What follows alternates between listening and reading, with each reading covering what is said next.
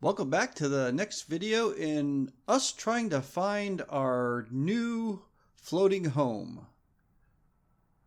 In this video, we drive a little bit further down the road from the other two boats to see a Hans Christian 43. But before we see that Hans Christian 43, let's go back over what we're looking for in a boat. The boat must have a full keel or skeg-hung rudder. It must have lots of storage in the galley for old Terry's pots and pans. It must have a separate shower or a way to close off the shower area. And it must be within our budget. So let's see if the Hans Christian lives up to any of those. After some confusing turnarounds and toll bridges, we ended up at this marina, only to find out that the boat wasn't there anymore.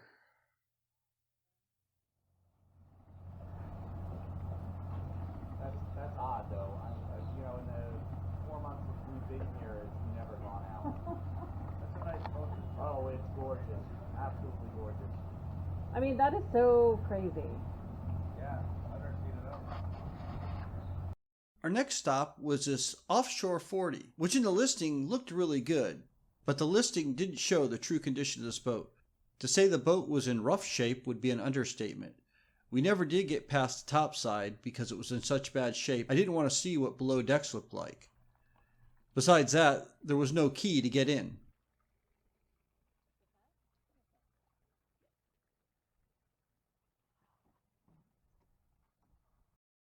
Next up on our boat hunt is the Coronado 45. The Coronado 45 was manufactured by Coronado Yachts and designed by William Tripp Jr. They were first produced in 1974 and the last keel was laid a year later in 1975.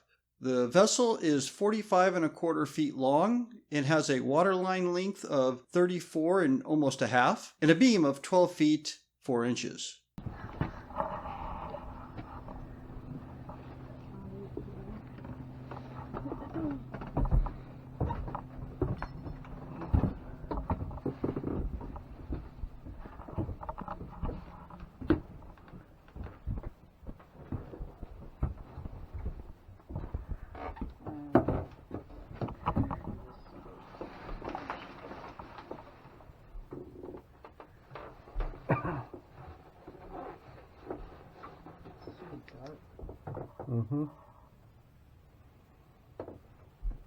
A lot of it has to do with the hatches being covered too.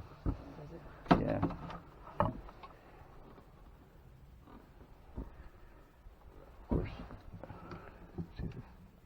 Oh yeah, light comes on. That is doable. There's nothing I think- above to Yeah. impede progress.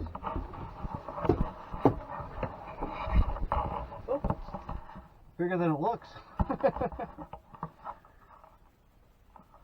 you intent on having your feet down at that end? No, but that's just how they're designed. But this has an aft cockpit, I believe.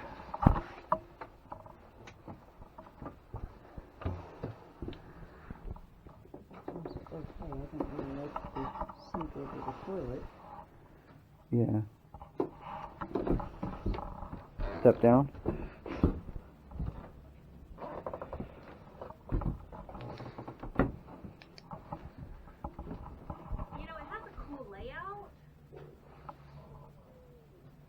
Yeah. I mean, it's huge inside. Does it go back anywhere? Yeah. There's some gear stuff. Oh, okay.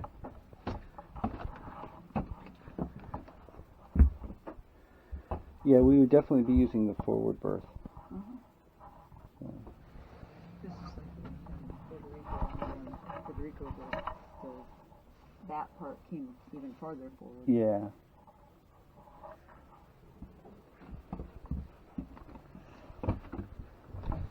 Leave it like this.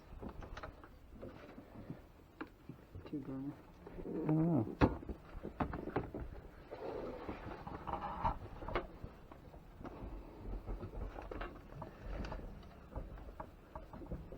What are your thoughts? We're trying to figure out how to get the top off the stove.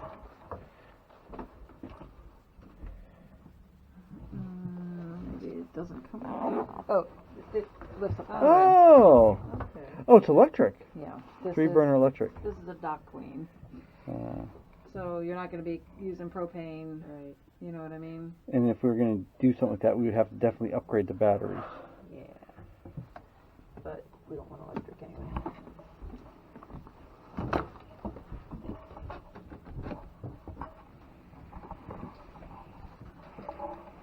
mean, it's a big boat. Yeah, there are parts that we think are cool, but overall. Oh, that's a generator. That is a weird. So I guess you can use a generator to power your stove. But if you're crossing the Pacific. So the engine access has to be underneath this. There is a nice amount of storage, like that. A ton of storage. Yeah. I'm thinking the engine access is over here. There's also a hatch down below here too. Yeah. Oh, look at that. Yeah. Lots of storage. That's probably what I like the most about it. That's about that deep. Oh.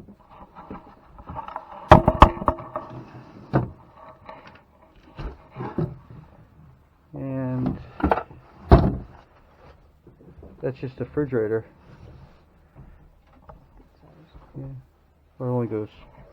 Yeah. Oh, there's a underneath too. Underneath, or? I don't know what's underneath. Oh, she went outside. I think it's just a refrigerator.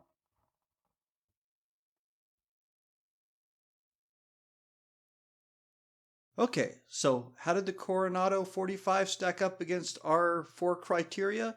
Well, it did have the full keel or skeg-hung rudder. As far as storage in the galley, well, there was tons of storage, both in the galley and all throughout the boat. It was very well laid out in that respect. Does it have a separate shower or a way to close off the shower? Well, it did. So we can check that box as well. And was it within our budget? Yes, it was, with plenty of room to spare for refit costs. Our overall impression of this boat was that it is in okay shape for a boat of this age. I believe it was a 1975 Coronado. That being said, there was a lot of things that need to be done to the boat to get it in sail-ready condition for our needs. As Terry put it, for every one job that we would do, we would probably end up having to do 5 jobs just to complete that one job. I am not criticizing the boat or the owners of the boat. It's kind of what you would expect when you buy a boat of this vintage. These are beautiful, well laid out, well constructed boats that, as any boat owner will tell you, has to be maintained. So, does this Coronado 45 meet our needs? Probably not. So we're going to continue to look, so stay tuned for more videos yet to come. And remember, if you like this video, go ahead and give it a thumbs up. If you want to see more of these videos as they come out, go ahead and hit that subscribe button, hit that bell next to it, and be notified when our next video is released. And if you want to, go ahead and leave a comment down below. And as always, thanks for watching.